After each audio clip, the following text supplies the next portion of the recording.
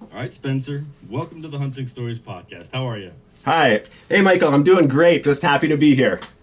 Oh man, I'm excited to talk to you, Spencer. I mentioned when we were chatting before we hit record here.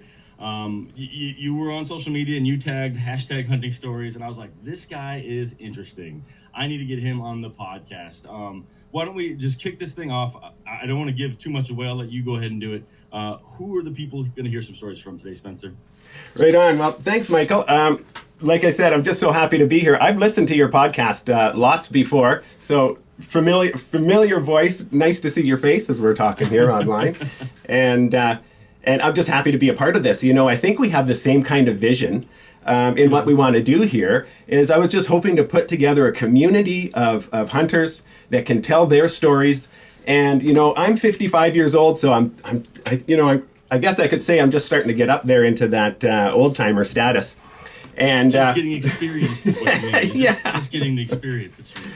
That's right. But, you know, and a lot of my stories I was told by my dad and my grandpa and folks, people of that age, of that generation that are really old now or even passed away. Myself and my generation getting older now as well. And I just started to see, you know what, we're losing some of these stories and things aren't the same today as they were in the past. You know, Yeah. Hunting's not the same, life's not the same, things aren't the same. And you know, we need to get these stories out there. Yeah, All right, yeah, so it's funny that you say that, Spencer. Yeah. Part of the reason I started this podcast was beyond just wanting to hear hunting stories, but my father-in-law, he has all sorts of crazy stories, and he'd tell them to me. And he was diagnosed with cancer, so I was like, Larry, I want to get you on. I want to hear your stories. I want to capture them. And my wife was like, you have to get all of his stories. Unfortunately, he didn't really understand the concept of a podcast. And so he was like, I don't know if I want to do that. And I'm like, all you got to do is talk to me, like you do every day. Like, he liked to talk. I'll tell you that. Yeah. That being said, he did pass away in March. But what I'm going to do is like an homage to him. Episode 100, actually, which we're sneaking up on. I think you're going to be 95 or something like that. Yeah, We're doing right. a huge giveaway. I already have a bunch of things lined up for that. But I'm getting on his son, so my brother-in-law, and our other hunting buddy. And it's just going to be us telling stories about my father-in-law Larry in the woods and him just being a goof, just craziness. And so hopefully we're going to capture some of what he was, because he was an inspiration. And exactly what you're talking about is like capturing those old-timer stories was an inspiration for this entire podcast. So Good job, Michael. Good job. That's important stuff. I'm glad you're going to do that. That's great. capturing those guys is like herding cats. Yeah. I've been trying for a couple weeks to get them to record something with me, and like it's just being more difficult than I would think. But we'll get there. I Yeah, still have a true couple enough. So I'll tell you a little I bit. interrupted you. Yeah, you jump into it. No Spencer. problem. Yeah, I'll tell you a little bit about my history here, which will kind of give you an idea, you know, the area that I hunted in and the way things are. So I'm, like I said, 55 years old. So growing up, I was, a kid in the 70s and a teenager in the 80s. And it's just basically a northern Canadian hillbilly living out in the middle of nowhere. So just above the border in British Columbia, so just above Washington and Idaho is actually where we were. And it was a really neat area, actually, because it was a very undiscovered area, a very unpopulated area that I grew up in, that I lived in. It was around the turn of the century, like the 1900s. There was a silver mining boom that went on in the area. And so there was these little towns all over, and all connected through paddle wheelers and trains, wherever they could. Extremely steep mountainous country this is. So that's why they use these paddle wheelers. There's oftentimes the mountains would come straight down right to the lake.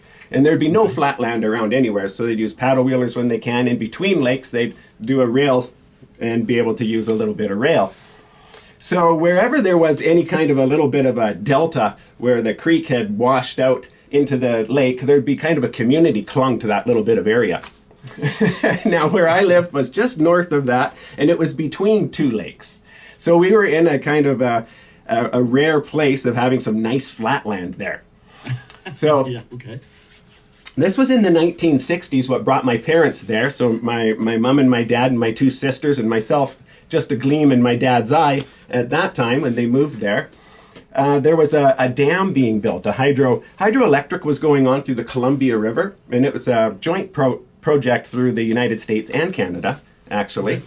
And so where in this area there was a small lake with a long river in a steep valley, and they got the idea they wanted to dam this valley up, make that lake a big lake as a reservoir. Now basically it wouldn't provide electricity, but it would be a reservoir for all of the lakes down below, downstream of it, and help keep the levels proper for them. So that's what actually brought work into this area. So this place was nothing but a bunch of little ghost towns, literal ghost towns from the early 1900s. And then quite a few people moving in the 60s for this big work project. Once people got in there got to be a lot of logging as well too, because the forestry, the timber was just incredible in this area. So that's what my parents moved there for, and forestry, and they were still, in fact, homesteading. This is in the 60s, and homesteads were still being allotted out. Where did they move from? I gotta ask. From the West Coast, from Vancouver. Okay. Yeah. Okay, got it. Yeah. And so they actually got a homestead license there. So my dad for that area, it was a pretty large piece of property. Being that there wasn't a lot of flat land around, but it was just a hunk of bush, and it was completely surrounded by water on all sides. A creek in the front, a big river in the back, channels on each side. Pretty much of an island of about 110 acres of just straight bush that, I tell you, nobody had ever really been on. I mean, somebody had walked through there maybe someday, but, So the reason I say that is then when we started hacking out that land, I was just born at the time that my parents moved onto that property. But when he hacked out that land, we were living there in the middle of the forest. So we had game everywhere. You'd wake up in the morning, there'd be herds of elk out in the fields. There'd be bears. There'd be deer all over. And we spent most of our time, as I grew up on that land, just really hunting that land. And all the mountains were there, around. Grizzlies and wolves at that time? I assume there were. Yeah, no wolves in the area, actually, but grizzlies, yeah. Yeah, lots of grizzlies. They love that mountainous country. And let me see. So that's how I grew up there, and I loved hunting because my dad was so into it, of course. And I'll get into a couple of little stories of when I first started, but loving hunting so much. And I was a big talker, even as a kid and as a young person, always telling my hunting stories and everybody else's hunting stories. And everyone said, "Man, you got to write a book." I said, "I don't know. I don't want to write a book." So finally, that brings me to where I am here today, being the storyteller. And YouTube came along, and I'm able to start the Moose Whisperer, and able to tell the stories of my hunting stories as well as other people's. And so it's just a perfect platform for me. I never had to sit down and actually write a book. I can just talk. Yeah, it's a lot of fun. I'll be completely honest. I started diving into it, and then I was like, he might tell me some of these stories. And I hate to hear the stories before I hear them from my guests when I actually have them on the podcast. So I stopped myself from diving too deep. So I was like, I want him to tell me the stories. I don't want to watch them all on YouTube, and then I'll go back and watch there. But you're a lot of fun. You do cool backgrounds, and you have a lot of energy when you tell your stories. So. Ah, good. Everyone, make sure you check Spencer out. There will be links to everything in the show notes, your Instagram, your YouTube. Again, it's the Moose Whisperer. So yes, right on. Thank you. So I'll tell you about my very first hunt. Would have been only 3 years old, and for black bear. And I'll tell you, I got the black bear myself, or in my mind I did anyway. So you did the heavy lifting, Spencer. I can tell right now, but keep going. But so black bear's the perfect first hunt for a 3-year-old. Yes, yeah, bear, exactly. So my dad, we come home from church. It was one afternoon, and we look out in the back 40 of our field, and there's this big black bear, just kind of grazing on fresh growing grass. And but it's way back there. It'd be about 700-800 yards. Yeah. And so my dad, he's like, well, we should maybe go out there and get that bear. Most of this story, Michael, I'm relating to you from my dad's point of view because I was so young, I actually don't hardly remember. Okay, good. I'm glad you clarified. That was my question I was holding on to. So we figured, okay, well, we'll sneak up on that bear. And you know why my dad figured it'd be an okay idea to bring along his 3-year-old son with him, I'm not sure, except that I probably just demanded, because wherever my dad was, that's where I was. I was just the mini him all the way. Whatever he was doing, I wanted to be doing. And we got to spend lots of time together because he worked right there on the property. And so in any case, he figures, yeah, for sure, I guess I'll bring my little kid along with me.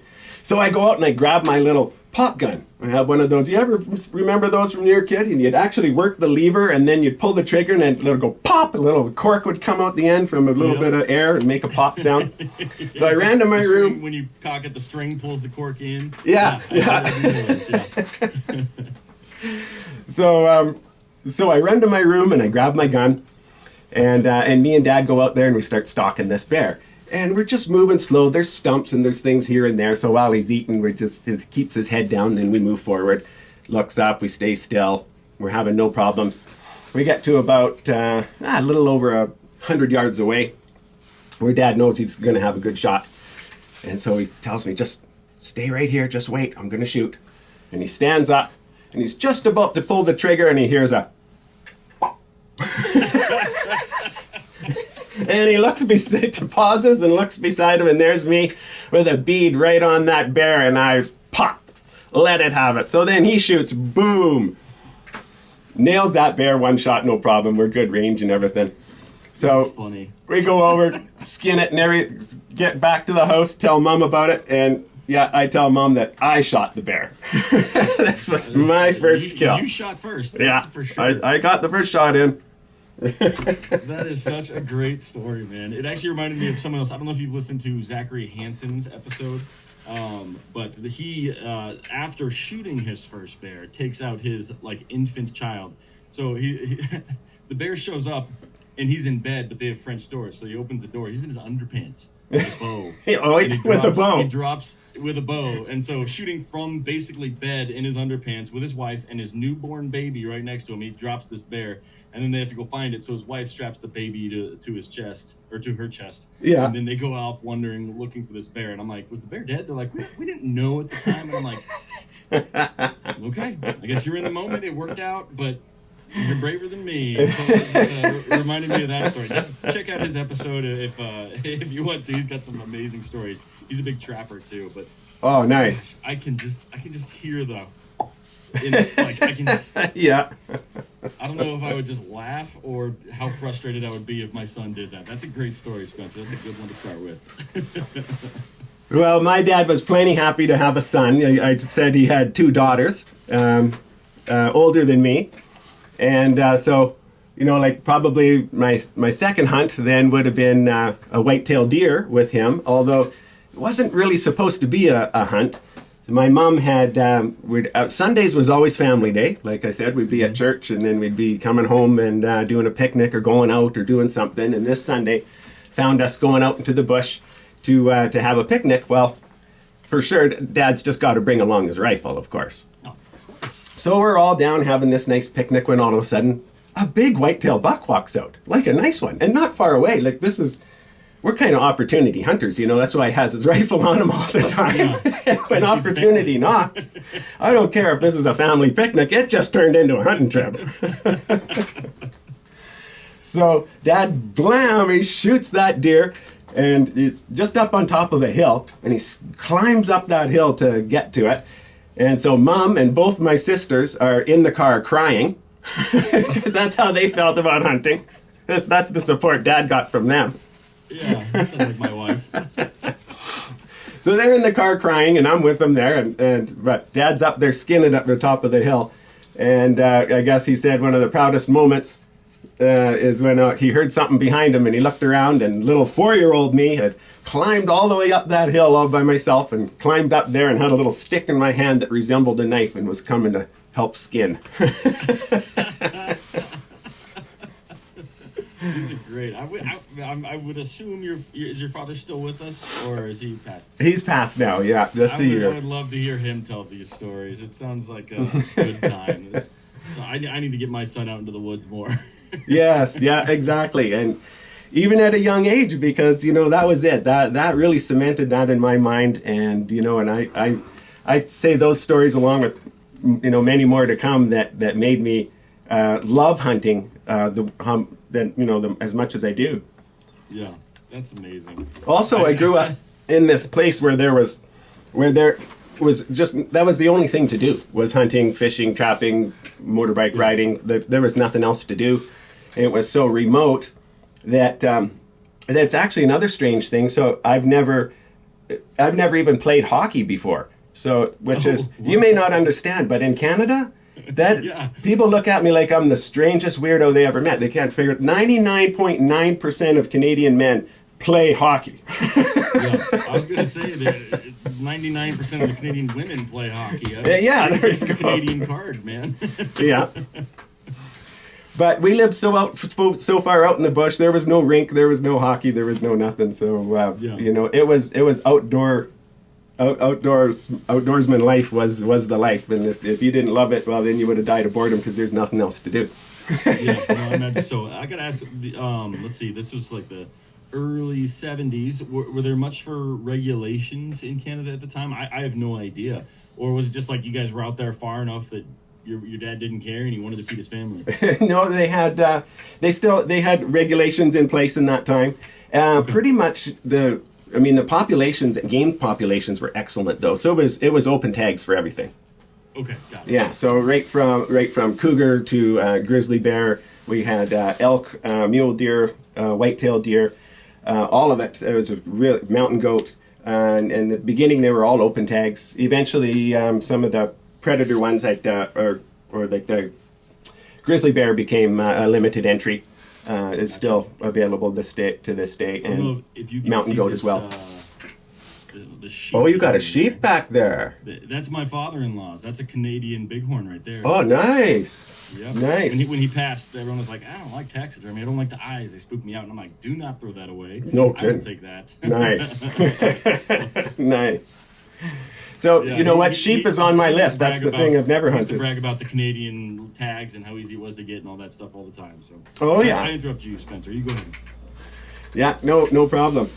So goat is what I got to hunt there. We didn't actually have sheep. Just over in the Rockies, so not too far away, was mountain sheep. But just over in the mountains range that I was in, it was all mountain goat.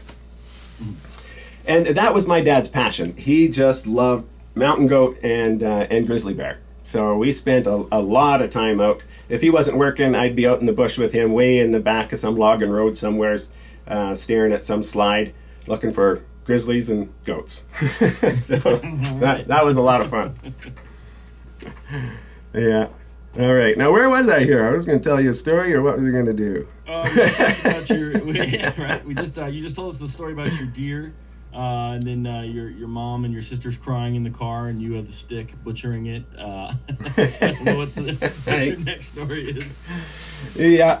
Well, that's really what I had planned to tell you about, kind of give you an idea of the history of things in the area, and kind of give the listeners a bit of a visual picture on the type of area and place that it was. So it was just bountiful wildlife everywhere. Wonderful place to grow up.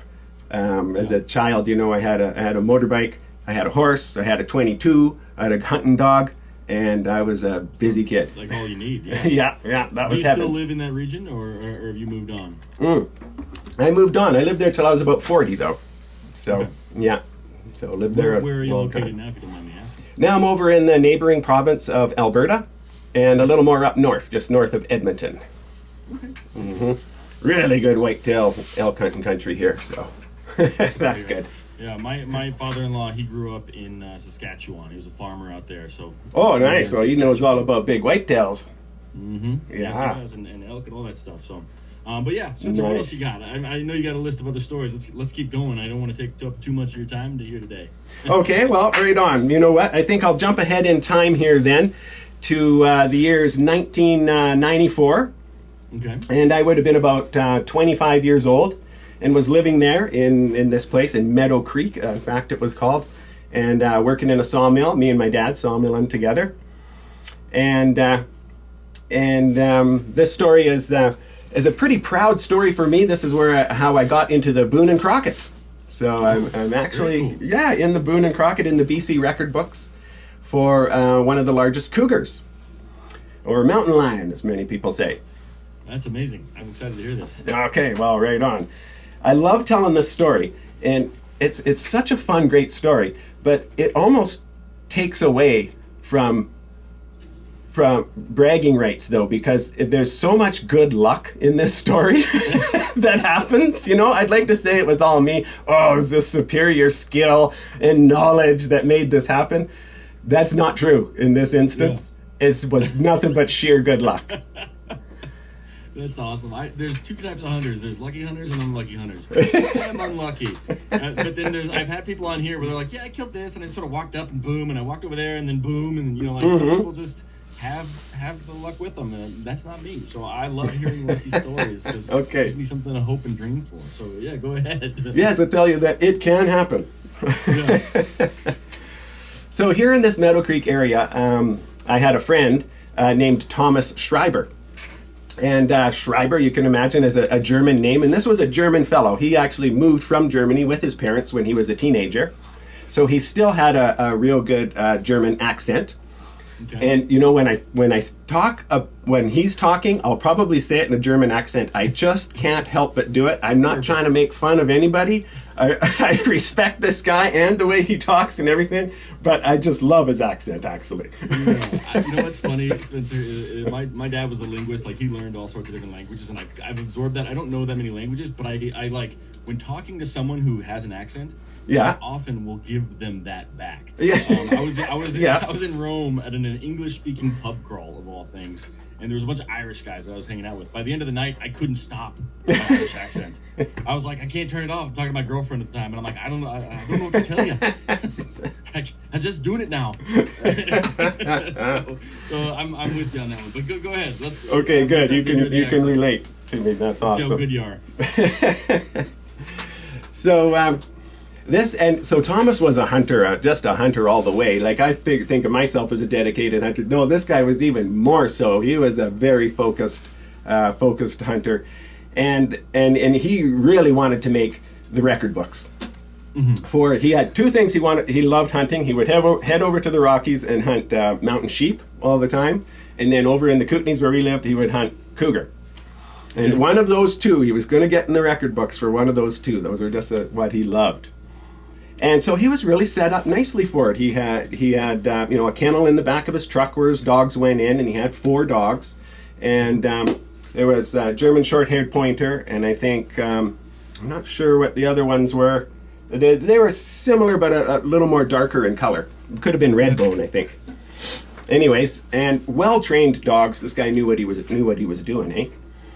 And so he kind of made a deal with everyone. Like, you're only allowed to shoot 1 cougar in a year.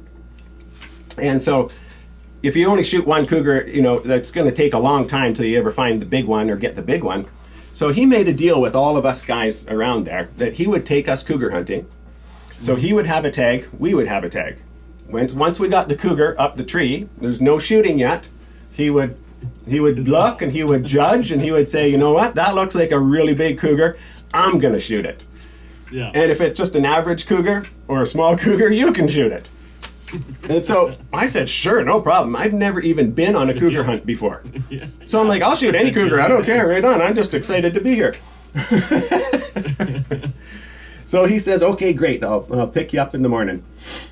So he arrives in the morning, and just about as it's getting light, there is restrictions. You can't head out anytime sooner, actually, for even looking for tracks. It's not supposed to be until first light. It's just about at first light when he pulls up to my place. And he's excited already. He says, Spencer, I can't believe it. 3 miles down the road, there's cougar tracks right across the highway. Okay.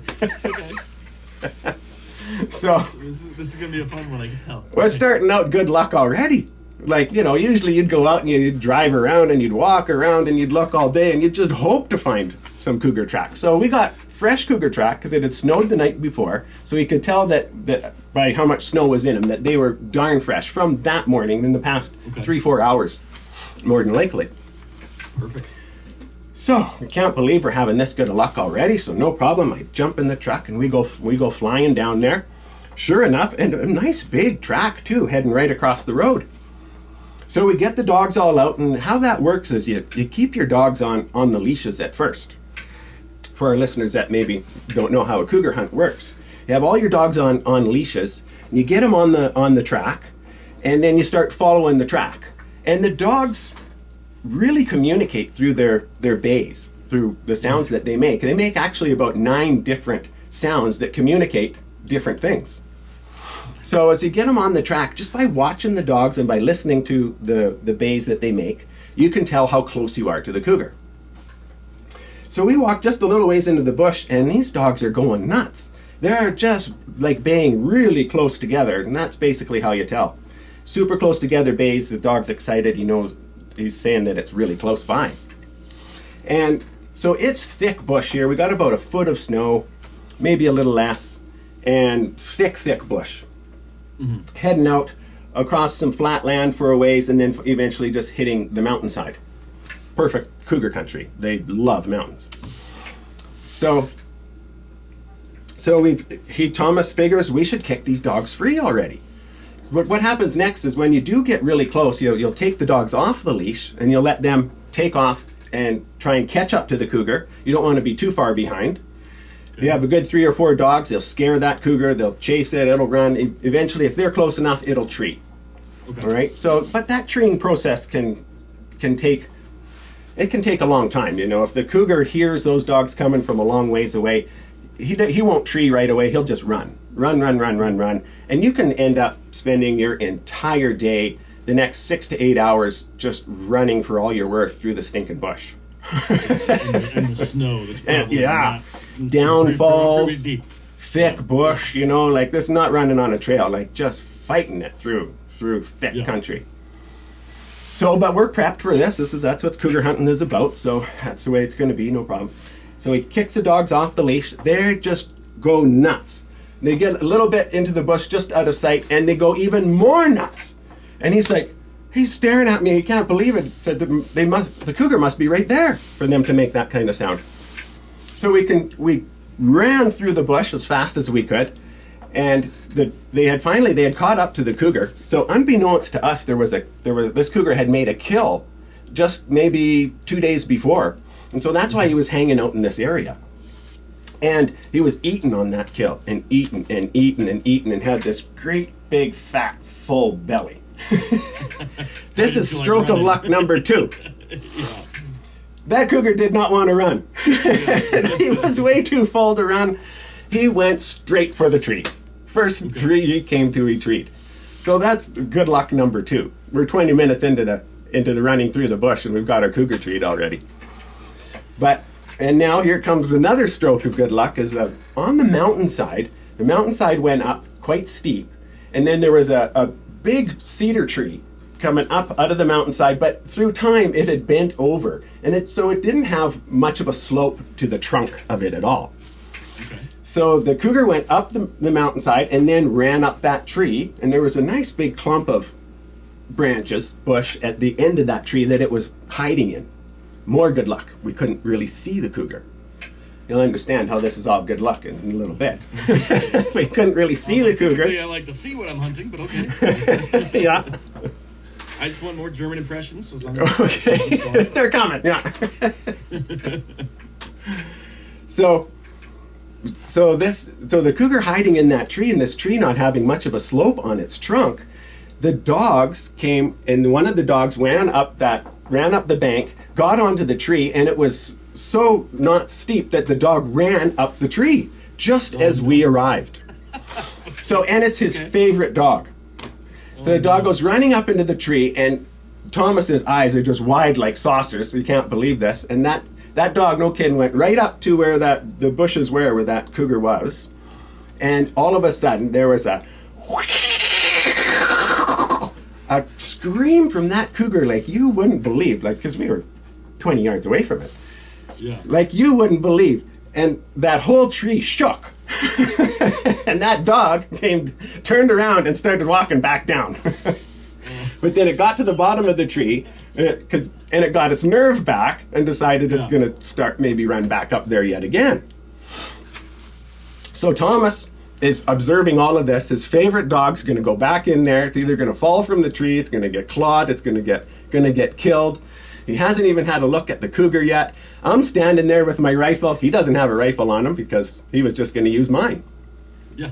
If it was a big cougar and he wanted it, right? So he didn't have to carry it. So that's why. So he sees his dog starting to head back up there.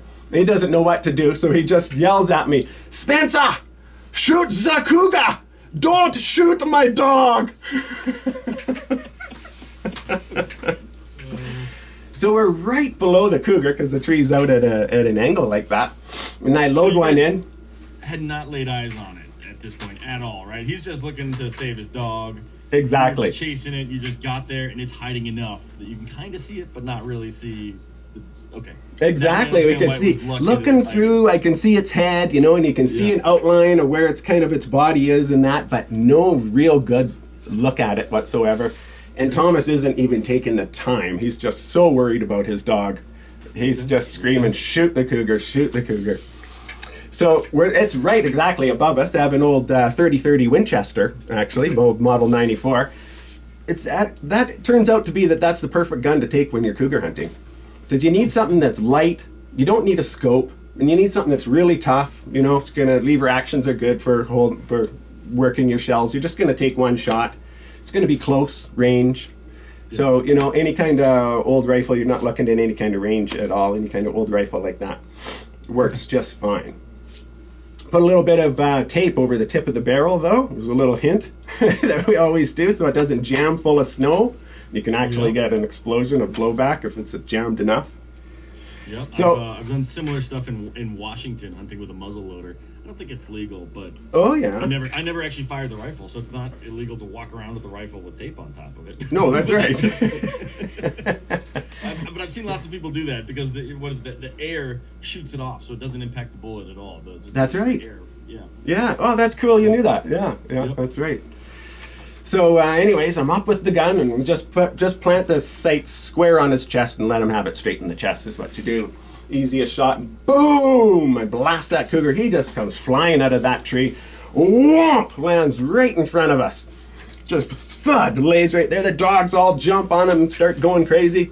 And we finally peel the dogs off and we're just standing there looking at this cougar. And he's gray in the face because he's an older one. And he's huge. And my friend is standing there looking at that cougar and he's got a pretty sad look, kind of a pouty look on his face, eh? And all he says is, "Spencer, that is one big cougar."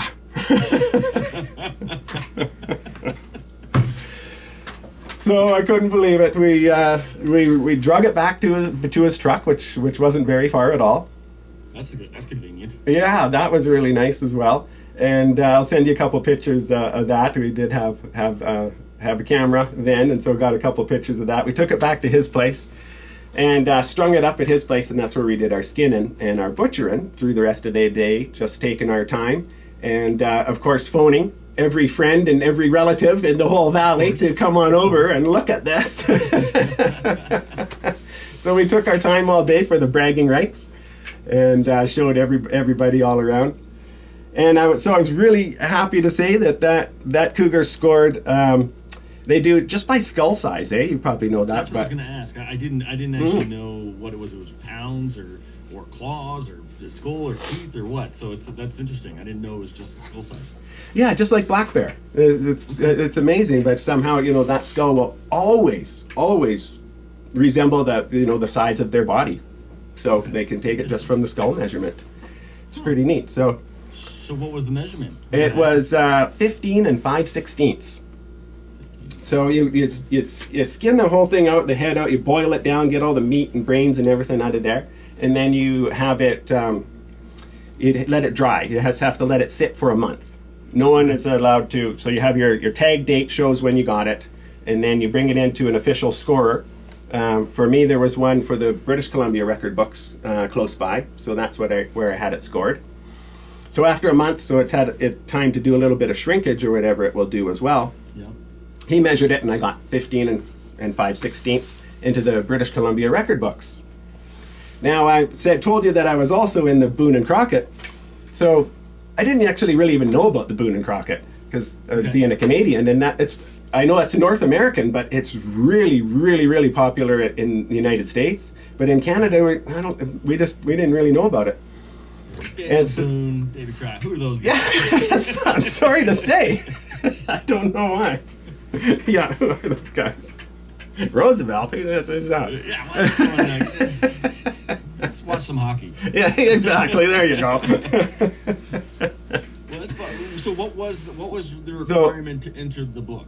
Is my question. When I got so I didn't enter it into the Boone and Crockett. Didn't hear about that till years later, where I had some American friends and they started telling me, "Oh man, I wonder if that thing would make the Boone and Crockett." Boone and Crockett. That's all he talked about. And I said, well, I guess I better do that. If I really want to impress my American friends, I got to be in the Boone and Crockett. British Columbia record books doesn't mean nothing to them. So that's what I did. I finally found a guy. But now this is 30 years later that I have my cougar skull. And I find a guy that's a registered scorer for the Boone and Crockett, and I take it to him. He measures it all up. Yes, it makes a Boone and Crockett. But you wouldn't believe it. In that 30 years, that skull shrank 2/16 down. So I still made the all-time. Paperwork from when you first measured it? Yeah. And they said, we don't care. That's British Columbia. That's funny, man. This is America. Yeah, exactly. That's too funny. If you had to guess, so you were, 15 you said, at the time when you did this? Oh, for this cougar hunt, I would have been, about 25. 25, okay. Yeah. Do you have any ideas, how much it weighed? Did you guys weigh it, the whole cougar? No, we actually didn't, but I do have that estimation from my friend Thomas, who had, shot a lot of cougars, and he figured it was about a 200-pound. Oh, that's amazing. Which is considered Let me ask you, really large. Are you a big guy? The reason I'm asking is, I don't know if you're familiar with Derek Wolfe. He is an American football player, and he shot a 200-pound cougar, I want to say about a year and a half ago.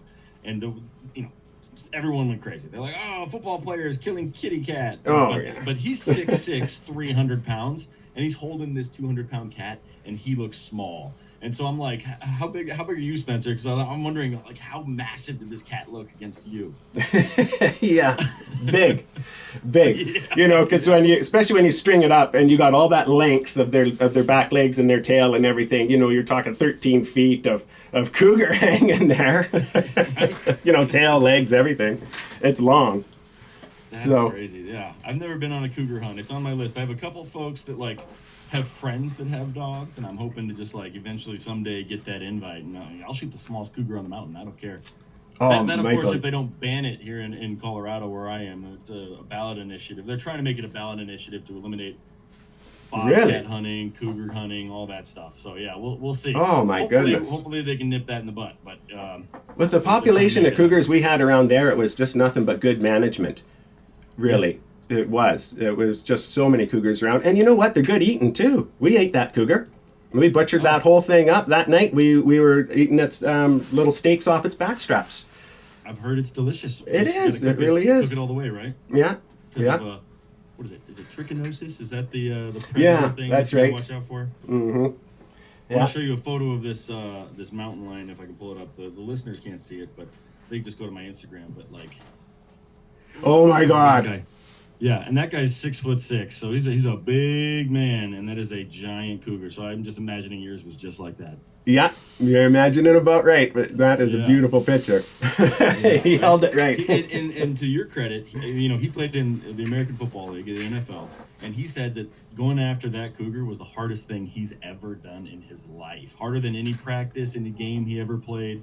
Because there's hours of just climbing those mountains that they love to be in the snow and sliding, 2 steps forward, 5 steps back, sliding, all that kind of stuff. So cougar hunting is it's tough. I think it's necessary to maintain their population, but yeah, it's very cool. That was a great story, Spencer.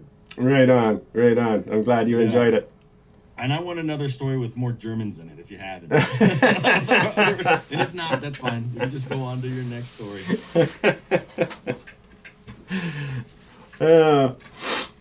We used to always tease Thomas because with his German accent, we'd do impressions of him.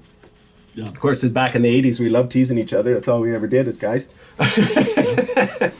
And we'd always say, thick skin that today's generation's missing, right? yeah, exactly. We'd always say to Thomas, do impressions of him, we'd say, I was shooting 300 yards. I shoot. I miss clean. I shoot again. Hit exact same spot. That's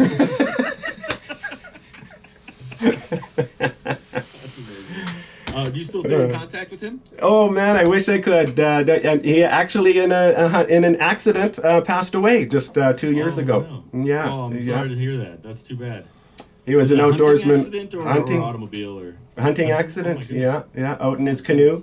He was a woodsman all the time, and one of those times that caught up to him bad, and he ended up drowning, I suppose. So, yeah, that was a sad story. And poor Thomas never did make it into the record books. I felt so bad. I told him, I put your name beside mine. We'll call you the guide. He's like, nah, forget it. I'll get my own. That's fun. Well, But I'll always be he was thankful to proud him. of yours regardless, and probably happy that you helped his dog survive that whole situation. Yeah, that was the good news. Yeah, man.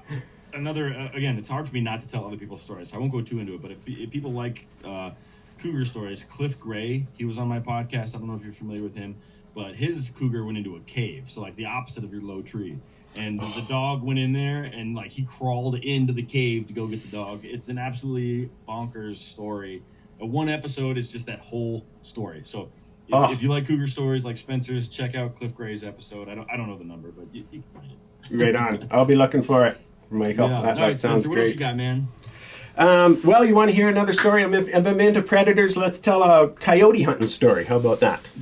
Sounds good to me. Okay. I don't know if anyone's actually told any coyote stories, but the wolves, cougars, everything else. But I don't know if we've gotten a coyote one before.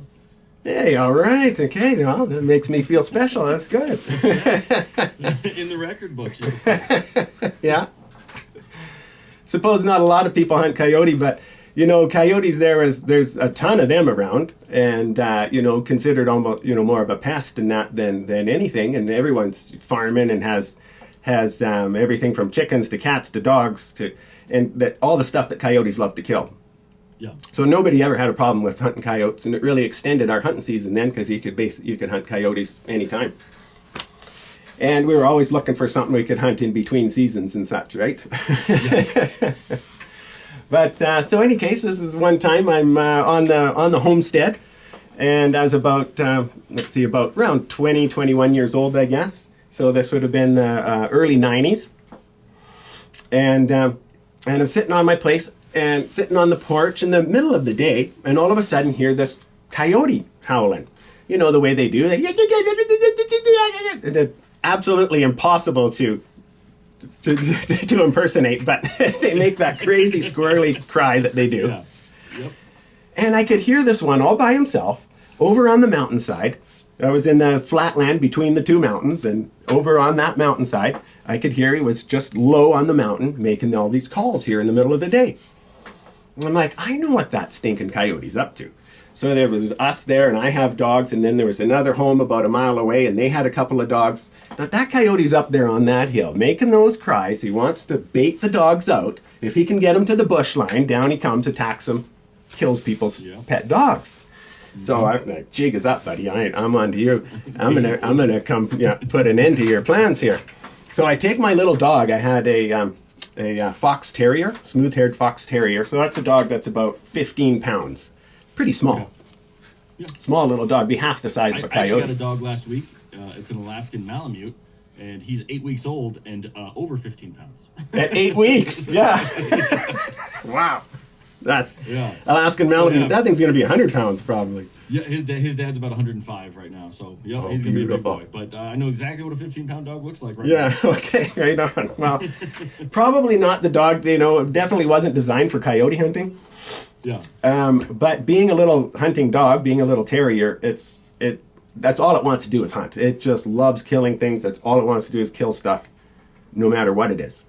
Mm-hmm. So I figure, well, I'll go out there with my dog, have her on a leash, and we'll go out there. And that way, when he yips, maybe my dog will yip back, and maybe, you know, I'll turn the tides on him and get him to come out into the open. He'll fall for my trap instead of a dog falling for his trap. Yeah. So we get out there. It's not too far away, and we get up against the mountainside, or just a little ways away, about 100 yards away from the mountainside, in a place where we can have like an old road went through there, actually, an old skid trail. And so I could see quite good for a whole 100 yards in front of me with the mountainside on there. Oh, this is perfect. This is where he'll come out. He's just got to see my dog or hear my dog, and he'll come out. So sure enough, he yips a little bit. My dog does yip a little bit, but he's not moving. He's just stays right there. So I'm like, man, I gotta get him to come out. You know, maybe if I let my dog off the leash and she goes out and, you know, runs around a little bit, he'll see her, and then he won't be able to resist. Okay, you're playing a risky game. Okay. Oh, it's a risky game, yeah. So I let the dog, this little dog's name is Sheba, I let her off the leash, and I say, Sheba, go out there. And she walks out maybe about 20 yards and just kind of stands there, and then comes walking back to me. Almost like she knew what I was asking her to do. It was perfect, but no coyote. No coyote yet. But I could hear him walking around in the bush a little bit higher, like he had seen her and he was coming around. And I knew as soon as he seen her, he would not be looking for me. He would be really focused on her. Yeah. So I knew that he was up in there somewheres, quite close by, but he would not poke out into the open. He yips some more, trying to get her to come out. So I tell her, go, get up. So she runs down that road about 40, 50 yards away and turns around, comes back. Still no coyote. I'm like, oh man, I really want to get this coyote now. So I thought, okay, I'm going to try one more time. I know that this is kind of dangerous, but if he makes a run for her, I'm sure I can shoot before he gets to her. So try one more time. I tell her, go out, get Sheba, go.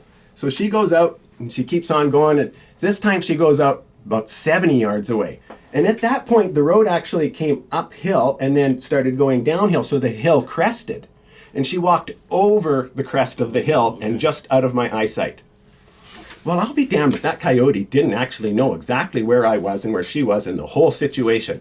The second she got over that, where I couldn't see anymore, man, did I hear Cayenne. He came flying out of the bush and attacked her full force. And could that little dog Cayenne, when a coyote's trying to kill her, let me tell you. So I jump up with my gun and I just run for all I'm worth for the top of that hill. I get to the top of the hill, and here's at the bottom of this hill, so maybe 10 yards away, 15 yards away, really close, is that coyote, and he's bearing down on my little dog, and he'd get a real good bite on her back, and then he'd lift her up and try to run for it. And then she'd squirm and squiggle and fight so hard that he'd have to set her down and then try to bite some more to get a better hold on her and lift her up again. So I bring my gun up, and I've got a big scope on my rifle. And so I look, and all you can see is fur. Yep, Like, I'm way too close. All I can see is coyote dog. I can tell the difference between the two because she was white colored. Jumping between the scope, and he picks her up, and his time I knew he's gonna make it away with her. So I either shoot now, and I just have to shoot. I just got to take the shot. Whatever happens, happens. So in my mind's eye, I don't know how I did it. It shot, boom, at exactly the right time. So with my dog in its mouth, I no kidding, not a word of a lie, shot that coyote dead straight through the head and didn't hit my dog. That coyote dropped like a sack of hammers, dead instantly. And when she hit the ground, all feet were running, and she was gone. Yeah. You never saw your dog again. She's like, I am over hanging out with Spencer. Gosh. I told you were playing a risky game. I knew where that story was going. Yeah. Yeah, you guessed it. But Oh, man, it was pretty bad for her. She was actually pretty, like, chomped up really bad. I had a friend that was an ex-vet, an old retired guy. And so I brought her down to him, and he sewed on her for a long time, sewing up all of those holes. And then he put her in his kennel, and he said to me, and he says, "It's not looking very good. Don't have your hopes up, but call me in the morning and I'll let you know if she's still alive." So I called him in the morning. He says, "Damn, you wouldn't believe it. I walked in there. That little dog's standing there, tail just a wagging. Come and get her." There you go. Just added some character to her, right? And that was the beginning of her coyote hunting career. I must have got 15 coyotes with that dog using that same method. Oh, yeah. Yeah. Did they get her every time? Oh, no, they never got her again. Okay. She got okay, smarter. That's good. She knew not to go out of sight. She would stick closer. She would wait for the shot. She would never attack until she heard the boom. She knew when God's got the thunder stick and makes the boom, then you can go attack. Okay. That's crazy, man. Coyotes are so smart. I knew They are. when you said there was a hill, I was like, well, it's about to happen. I have a friend who uses thermal scopes in Texas. And he says that he's put out mechanical calling devices out there. Yeah. And he'll spot a coyote, and then the coyote will circle everything to try and catch wind of whatever's there to make sure that it's real. And they're just super smart animals. Smart. So middle Yeah. of the night, you can just watch what this critter's doing. And it sounds like the one you were dealing with was just as smart. Almost got away with it. Yeah, nowadays they got all those great calls, little electronic ones where the tail whips out there and it goes squeak, squeak, squeak. We didn't know about any of that back then, so maybe that existed, but I didn't know about it. All I knew was to use my own dog as bait, Yeah. which was... Yeah, she doesn't have enough holes in her yet. Let's keep sending her out. All right, Spencer, man, this was fun. I know I only booked an hour of your time, and we're running out of it. In fact, we're over a little bit here. So if you want to keep telling stories, I'll keep listening. Otherwise, we can wrap this up. I'd love to have you on again another time. I have a feeling you have a lot more stories to tell. But up to you. That's right, Michael. I do have more to tell. Maybe we will just call it a time here. Those are two of my favorite and earliest hunting stories. Of course, I got a lot more on my channel, and I've got more that I do want to share with you sometime, but I think if I get into another, you won't be able to get a word in edgewise for about 30 minutes more. So I would love to save it for another time, my friend. It's been really enjoyable sharing these stories, and I find, with getting these stories out there, people get excited about it. Other hunters, they're like, you know what? I got to get out with my son. I got to get back with, my uncle who I hunted with.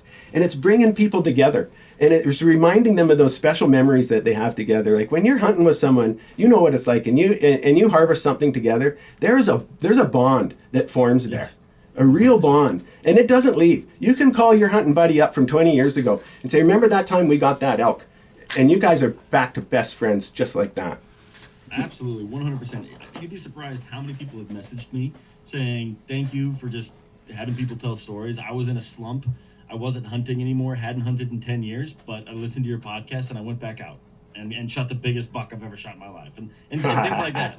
It's really rewarding just to have people go, you know what, this is fun. Thank you for doing it. And Spencer, I think you get that, which is great. And so we will definitely have you back. Why don't we do this real quick before we do sign off? Why don't you tell the people where they can find you, or how Sure, YouTube you betcha. and Instagram, whatever else you got. Let the people know. You bet. Well, probably the easiest way to find me is just go on themoosewhisperer.com. So I actually have my own website. And then on that website, it will direct you to whoever you want to get these stories through YouTube or through Instagram or Facebook. All of those links and everything are all on there. Any way that you like to consume your media, you'll be able to find it through my website, themoosewhisperer.com. Perfect. I will put that link specifically in the show notes. Right on. And check out Spencer's stuff. It's a lot of fun. He's got just as much energy on all of his posts as he does when he's making fun of his German friend. So, Spencer, thank you. I really do appreciate you. Listeners, thank you guys for tuning in. Hope you guys enjoyed it as much as I did. Thank you, Michael. We'll talk to you again. Perfect. All right, stay with me for 1 second. You bet. Download or upload. Okay, we're good. I've had people leave before I hit stop recording, and Yeah. then log back in. Man, that was great, Spencer. It was exactly what I thought it would be, and it was a lot of fun. So thank you very much. Yeah, I same definitely for me. want to have you back. Like I said, I'm in Colorado. If you're ever down here, let me know. I'd love to, buy you a beer or some food. Excellent. Or cook you some elk backstrap or something. Excellent, If I my have friend. any. Let's see what else. Yeah, I'll send you the link for the Google Drive. If you could throw 5 to 10 photos in there, I would very much appreciate it. Mm-hmm. Yeah, you bet. You bet I will. That sounds good. This has been really lots of fun. You're such a great guy to talk to. I'm glad that you're doing this. You're just like, just sitting down shooting the shit. You feel like an old friend, buddy. So good That's job. what I want. Good job That's what on I your want. part. I didn't mention it at the beginning, but I was like, I just want to be someone that showed up at hunting camp. Yeah. And I want to leave a good buddy. Right That's all on. I'm hoping for. You're So, doing it. You're doing it. Thank you, Spencer. We'll be in touch. All right. All right, so 2 Mondays from now, eh? Look for this, Yes, you said? yes, and I'll be in touch well before then. Oh, okay. But yeah, I think this next Monday is Skull Chronicles, Dana Waller. I don't know if you know her. And then you'll be after that. So, All right, well, looking forward to it. Thanks so much for this opportunity. absolutely, Alrighty. man. Have a great day. You too.